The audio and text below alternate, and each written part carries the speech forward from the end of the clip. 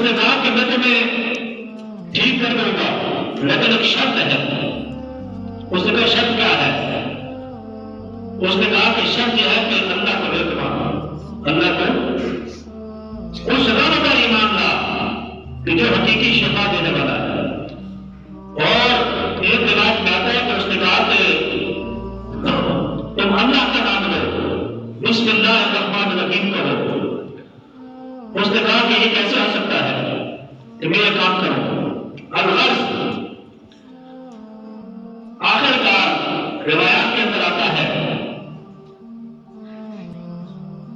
کہ اس اندھے کو اس نے اس کی شرط کو مان لیا اور قبول کر لیا، اور تھوڑی دیر کے بعد اس کی آنکھیں روشن ہو گئی۔ جب وہ بادشاہ کے دربار میں پہنچا تو بادشاہ نے کہا کہ یہ کیسے ہو گیا؟ اس نے کہا کہ فلاں بندے کے پاس گیا تھا اور اس نے یہ بات کی ہے، اور اس اندھے نے جو اندھا ہو گیا تھا جب آنکھیں مل گئی، جب بادشاہ کے پاس پہنچا تو اس نے وہ سارا باتیں اس کو سنایا۔ اس نے کہا کہ اس بندے نے مجھے یہ کہا کہ یہ جو مانو یہ جو کہو۔ تو بادشاہ کو بڑا غصہ آیا۔ یہاں پر یاد رکھیے جب بھی باطل کے مقابلے میں حق کھڑا ہوتا ہے وہ باطل آپ کو دورہ ہو جاتا ہے، اس کو بہت غصہ آتا ہے۔ باطل ہمیشہ یہ چاہتا ہے کہ حق میرے نیچے کم کر رہے، لیکن حق کبھی دمتا نہیں، کمزور ضرور ہو جائے گا لیکن کبھی دمتا نہیں ہے۔ جب بھی سر ہو جاتا ہے تو باطل کو کچل دیتا ہے۔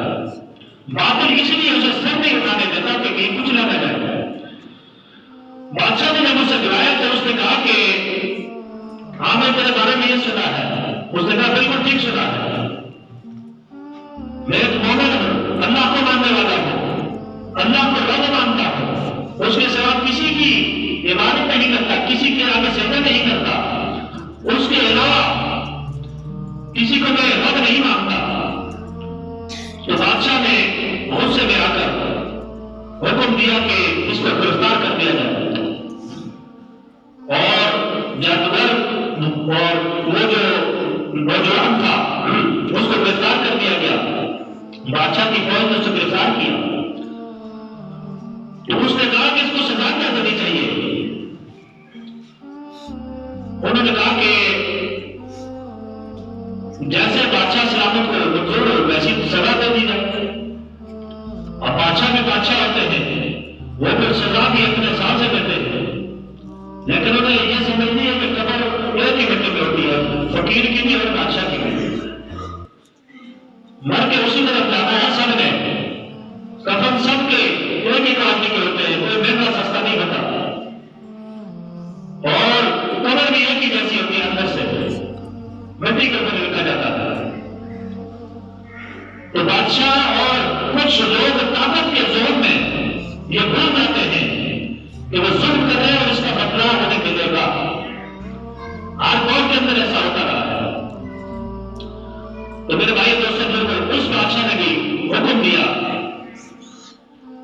کہ اس کو جا کر کسی پہاڑ سے گرا دو، اور اتنی اونچی پہاڑی ہو کہ اس کے ٹکڑے ٹکڑے ہو جائے، نیچے پہنچنے تک ختم ہو جائے۔ اس نوجوان کو لے کر ایک پہاڑ پر پہنچے اس بادشاہ کے فوجی، اور جب یہ پہاڑ پر پہنچے اس نوجوان نے دعا کی۔ اس نے دعا کی کہ یا رب العالمین ان سب کو تو ہلاک کر دے۔ اللہ کا کرنا ایسا ہو وہ تو بچ گیا، سارے کے سارے لڑ کر فنا ہو گئے، یہ واپس بادشاہ کے پاس آ گئے۔ اب اس بندے کی ہمت دیکھیے اور اس کا ایمان دیکھیے اور اس کی جرأت کو سلام ہے کہ جان بچ گئی، بھاگ جاتا گئی۔ آج بھی لوگ کیس کر کے بھاگ جاتے، پولیس کا نہیں چلتے، تھانے میں جانا پڑے گا، کیس ہوگا، یہ ہوگا، وہ تو کیس تو چلے گا لیکن دیر سے یا جلدی سے پتہ پکڑا ہی جاتا ہے۔ لیکن وہ بندہ ایسا تھا کہ پھر بادشاہ کے پاس پہنچ گیا۔ بادشاہ نے کہا تو کیسے آ گیا؟ اس نے کہا کہ ایسے ہو میرے رب نے ان کو ہلاک کر دیا، اور اس کے لیے اور پریشانی کر کے اس نے کہا کہ یہ لڑکا تو میرے تخت کو اڑ دے گا، نوجوان ہے، لوگ اس کی بات کو مانیں گے اور میری وہ جو دعوے ہیں خدائی کے دعوے وہ تو سارے کے سارے طریقے غلط رہ جائیں گے. اس نے کہا کہ فوج کو حکم دیا کچھ اور لوگوں کو ہاتھ بھیجا جس کو جا کر سمندر میں ڈبو دو. نہ رہے بات اور نہ مجھے بات سے نہ یہ ہوگا اور نہ مجھے خطرہ ہوگا. لیکن وہ بادشاہ تھا, بادشاہوں کا بادشاہ تو اور ہے جو سارے کائنات کا بادشاہ ہے. وہ تو کسی ایک خطے کا ہوگا, کسی ایک ملک کا ہوگا, کسی ایک علاقے کا ہوگا بادشاہ, لیکن ایک وہ بادشاہ ہے جو ازل سے ہے ابد تک رہے گا اور وہ ساری کائنات کا بادشاہ ہے. کسی ایک ٹکڑے کا نہیں, کسی ایک ملک کا نہیں. اس کی بادشاہ آسمانوں میں بھی ہے, 7 آسمانوں پر اس کی بادشاہ ہے. تختہ سرا سے لے کر عرش خدا تک اس کی بادشاہ ہے. اسے نہیں پتا کہ میرے سے بڑا بادشاہ بھی کوئی ہے جو میرے سے زیادہ طاقتور ہے. تو وہ فوج لے کر ان کو چلی گئی. جب وہ سمندر کے بیچ میں پہنچے, اس لڑکے نے دعا کی, اس نوجوان نے جب دعا کی تو کشتی الٹ گئی, سارے کے سارے غرق ہو گئے اور اس کو اللہ تعالیٰ نے پھر بچا لیا. سمندر سے نکلا, پھر بادشاہ کے پاس پہنچ گیا. بادشاہ بڑے پریشان ہو, اس نے کہا کہ اتنے بندے میں مارے گئے, یہ بندہ پھر سلامت آ جاتا ہے, یہ کیا چیز ہے؟ وہ پریشانی میں تھا. اس نوجوان نے ایک بات کی, اس نے کہا کہ تم مجھے نہیں مار سکو گے, جتنا زور لگا لو میرے رب مجھے بچا لے. اب بادشاہ بھی ڈر گیا. اس نے کہا اگر مارنا چاہتے ہو تو ایک طریقہ بتاتا ہوں, میں اس طریقے سے مر جاؤں گا, شہید ہو جاؤں گا. بادشاہ بڑا خوش ہے. اس نے کہا کہ کوئی اچھا طریقہ ہے تو جان تو چھوٹے گی. اس نے کہا کہ ایک میدان کے اندر سب لوگوں کو جمع کرو. کیا کرو؟ سب لوگوں کو جمع کیا جائے اور وہاں پر اس نے کہا کہ مجھے ایک درخت پر سولی دی جائے, لٹکایا جائے مجھے, اور پھر میرے ترکش سے ایک تیر نکالو. ایک تیر کو کمان کے ابتدا میں رکھ کر کہو کہ اللہ کے نام سے جو اس لڑکے کا رب ہے, پھر مجھے تیر مارو. جب تم نے ایسا کر لیا تو تیر مجھے ہلاک کر دے گا, میں ختم ہو جاؤں گا. اب یہ بات بڑی پتکی ہے. اس لڑکے نے یہ ایسا نہیں کہا, اگر خالی جان چلی جائے اس کا کوئی فائدہ نہیں ہے. ہاں اگر جان جائے اور بہت سارا دین کو فائدہ ہو جائے تو پھر جان دینا افضل ہے. وہ جان دینا بہت اعلیٰ ہے, جیسا کہ صحابہ کرام اہل بیت نے کیا کہ اسلام کی خاطر, دین کی خاطر انہوں نے اپنے جانوں کے, اپنے بچوں کے, اپنے گھر بار کے ہر چیز کی قربانی دے دی. اور اس نوجوان نے بھی ایسا ہی کیا. بادشاہ بڑا خوش ہوا, اپنے لوگوں کو جمع کیا, اس کی شرط کو پورا کیا, درخت کے ساتھ اس کو لٹکایا گیا اور وہ تیر جب چلایا گیا تو تیر چلاتے وقت پڑھنا کیا تھا کہ اللہ کے نام سے جو اس لڑکے کا رب ہے, جو اس لڑکے کا, اس کا مطلب آج کے دور میں یوں ہی سمجھ لیں کہ بسم اللہ الرحمن الرحیم, اللہ کا نام لے کر. تو ایسا ہی کیا گیا. جب اس کو وہ تیر مارا گیا تو وہ تیر جا کر اس کی کنپٹی میں پیوست ہو گیا اور اللہ کا نام لے کر اس کو مارا گیا. جب وہ تیر اس کی کنپٹی میں پیوست ہوا اور اس لڑکے نے جہاں پر تیر لگا تھا اس جگہ پر اپنا ہاتھ رکھا اور اللہ کا نام لے کر اس دار طوفانی سے کچھ کر گیا, شہید ہو گیا. اب یہ حکمت کیا تھی؟ سب لوگوں کو جمع کرنے کی. بادشاہ کے ذریعے سے ان کو جمع کیا. جب بادشاہ کے ذریعے سے ان کو جمع کیا اور ان کو وہاں پر ایک سبق دیا کہ سب سے بڑی طاقت والی جو چیز ہے وہ اللہ کا نام ہے. وہ کیا ہے؟ اللہ کا نام ہے. اللہ کی ذات سب سے بڑی طاقتور ہے. اور اس میدان میں جتنے بھی لوگ جمع تھے، جب انہوں نے اللہ کا نام سنا تو ان کے اوپر ایک ہیبت تاری ہوئی اور دل سے انہوں نے اللہ کے نام کو قبول کیا.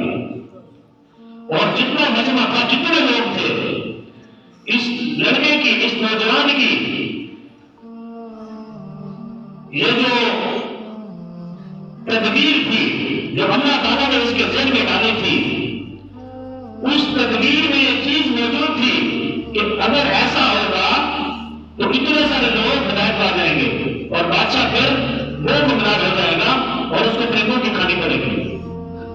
ایک جان تو جائے گی لیکن کئی ہزار اور لوگ اس کی وجہ سے ایمان جائیں گے. تو ایسا ہوا کہ جب اس لڑکے کو تیر لگا، وہ شہید ہو گیا. دیکھنے والے وہ سب کے سب اس ایک رب پر ایمان لے آئے اور وہ کہنے لگے کہ ہم اس لڑکے کے رب پر ایمان لائے، اس لڑکے کے رب پر ایمان لائے. اور بادشاہ نے کیا کیا؟ بادشاہ نے گلیوں کے چوراہوں میں کھڈے کھدوا دیے اور ان کے اندر آگ جلائی گئی. آگ جلا کر اس نے کہا کہ یہ جو لوگ ایمان لائے ہیں اس میں آگ میں ڈال دو، ان کو جلا دو.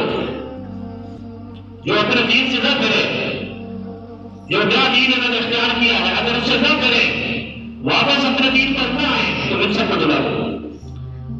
ایسے ہی ہوتا گیا. لوگ جلائے جاتے رہے، لیکن ان لوگوں کے ایمان کا بھی کیا کہنا تھا؟ آج کے کوئی مسلمان نہیں تھے ہماری طرف. میرے کپڑے بتا کے لوگوں کو تو جناب ہم سب کچھ بدل دیتے ہیں. ہم نے دیکھے لوگ وضعیت بھی بدل دیتے ہیں، اپنا علاقہ بدل دیتے ہیں، قومیں بدل دیتے ہیں، سب کچھ بدل دیتے ہیں. لیکن وہ لوگ جو ایمان والے گزرے ہیں، جنہوں نے اپنے آپ کو دین پر قربان کیا، اللہ کے نام پر قربان کیا، نبی کریم صلی اللہ علیہ وسلم کی حرمت پر قربان کیا، وہ لوگ ایمان والے تھے، سچے ایمان والے تھے اور پکے ایمان والے ہیں. اور یہ جو پہلے لوگ تھے، یہ تو پہلے کا واقعہ ہے. تو ان لوگوں کو بھی ایسے ہوا. اخیر میں ایک عورت آئی، اس کے ساتھ ایک چھوٹا سا بچہ تھا. وہ اس میں گرنے سے تھوڑی جھجک رہی تھی، گرنے میں تھوڑی جھجک رہی تھی. اس بچے نے، چھوٹا سا بچہ ہے، گود میں کھایا ہوا تھا، اس بچے نے اس کی گود میں سے گود کے لیے کہا کہ اماں ثابت قدم رہو، اپنے ایمان میں برقرار آنے دینا، تم حق پر ہو. اگر تمہیں یہاں پر جلا بھی دیا گیا تو اس کا بدلہ تمہیں بہتر ملے گا. جب اس عورت نے یہ بات سنی، اس کا ایمان اور مضبوط ہو گیا کہ بچہ سے بول نہیں سکتا. اللہ تعالیٰ نے اسے قوت گفتار عطا فرما دی، قوت گویائی عطا فرما دی. تو میرے بھائی اور سنو، اس واقعہ سے ہمیں یہ سبق ملتا ہے. ہم جیسے سمجھ رہے ہیں کہ آگ بات پہ چلنا بڑا آسان کام ہے. نہیں، آگ بات پہ چلنا انگاروں پہ چلنے کے مقابلے ہے. ہر دور کے اندر حضرت امام احمد بن حنبل رحمت اللہ تعالی علیہ کئی سال تک علماء مارے جاتے رہے. وقت امام بہت بڑے، وقت بادشاہ نے سزا دے دی. اور اسی طریقے سے حضرت امام ابو حنیفہ رحمت اللہ تعالی علیہ آپ پر بھی بہت بڑے مسائل اور علامات آئے. حتیٰ کہ آپ کا جنازہ بھی جیل سے نکلا تھا. جنازہ کہاں سے نکلا؟ جیل سے نکلا. آج جن کی اربوں میں ماننے والے ہیں، کوئی گزر چکے ہیں، کوئی آئیں گے. کوئی ماننے والے موجود ہیں، کچھ گزر چکے ہیں. وہ ہستی ہیں کہ جن کا جنازہ بھی جیل سے نکلا تھا. امام شافعی رحمۃ اللہ تعالیٰ نے، امام مالک، اور یہاں سے پیچھے چلے جائیے امام حسین کے ساتھ کیا ہوا. تو یہ بات یاد رکھیے کہ آج ہم لوگ جو سمجھتے ہیں، جو چاہتے ہیں، ایسا ہوتا نہیں ہے کہ آپ بات بھی کرو اور پھر آسانیاں بھی رہیں. ایسا نہیں ہو سکتا. آپ کو باتوں کے نشر آپ پر چلائے جائیں گے، آپ پر مختلف قسم کی باتیں بھی ہوں گی جب آپ حق بات کرو گے. لیکن یاد رکھیے اگر یہ بندہ مر بھی جائے اور وہ حق پر تو وہ کامیاب ہو جاتا ہے. حضرت مولانا شیر خدا کرم اللہ تعالی وجل کریم، جب آپ کی شہادت ہوئی،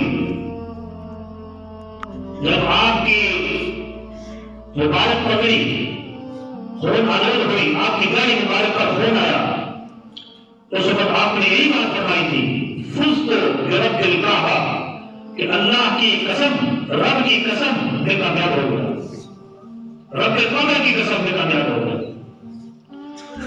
تو کامیابی یہ نہیں ہے کہ بندے کے پاس مال، ثروت ہو، مال ہو، اس کے پاس عہدہ ہو، کچھ ہو. یہ کامیابی نہیں ہے جس کو ہم نے کامیابی سمجھ رکھا ہے. بینک بیلنس ہو، جائیداد ہو.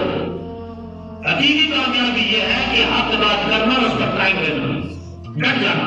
بس اگر اس میں خوشحالی آئے تو قبول کرے، اگر بدحالی آئے تو پھر بھی قبول کرے. اللہ رب الجلال پر ایمان پکا رکھے.